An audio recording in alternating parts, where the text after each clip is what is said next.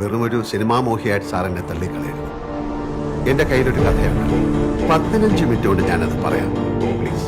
15 minute കൊണ്ട് അയാൾ ആ കഥ പറഞ്ഞു. ഞാൻ ശരിക്കും ഇൻട്രസ്റ്റായി. ഈ അടുത്ത കാലത്ത് അങ്ങനെ ഒരു കഥ വന്നിട്ടില്ല. എൻ്റെ മനസ്സിൽ കുറച്ച് ഐഡിയാസ് ഉണ്ട്, പക്ഷെ കുറച്ച് വിവരങ്ങൾ കൂടി കിട്ടിയാലേ എനിക്കത് വർക്ക് ചെയ്തെടുക്കാം. സാർ എനിക്കൊരു ഉപകാരം ചെയ്യും. ഈ കഥ നടക്കുന്ന ഇടുക്കിയിലല്ലേ? ശരിക്കും ഇതുപോലൊരു അസ്ഥികൂടം അവിടെ നിന്ന് കണ്ടെത്തിയാൽ എന്താ പോലീസ് പ്രൊസീജിയേഴ്സ് എന്ന് ഒന്ന് അന്വേഷിച്ചു തരാം. അയാൾ ആവശ്യപ്പെട്ടതുപോലെ എൻ്റെ പരിചയത്തിലുള്ള ഒരു ഉയർന്ന പോലീസ് ഉദ്യോഗസ്ഥന്റെ സഹായത്തോടെ ആ വിവരങ്ങൾ ഞാൻ ശേഖരിച്ചു. ആ വിവരങ്ങളുടെ അടിസ്ഥാനത്തിൽ ഒരു ഓൾട്ടർനേറ്റീവ് ക്ലൈമാക്സ് ജോർജ് കുട്ടി എന്നോട് പറഞ്ഞു.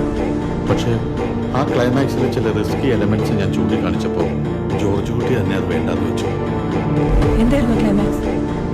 സത്യത്തിൽ അതിനെക്കുറിച്ചുള്ള ഭയമാണ് എന്നെ ഇവിടെ എത്തിച്ചത്. യുവർ ഓണർ, എന്റെ സുഹൃത്തും സഹപ്രവർത്തകരുമായ അഡ്വക്കേറ്റ് രേണുക അവരുടെ ബാവറിയിൽ കൺസീവ് ചെയ്തു. ഇവിടെ എന്താണ് സംഭവിക്കുന്നതെന്ന് എനിക്ക് മനസ്സിലാവുന്നു. ആസ് പെർ DNA റിപ്പോർട്ട് ഈ സ്കെലിറ്റൻ വരേണ്ടതല്ല.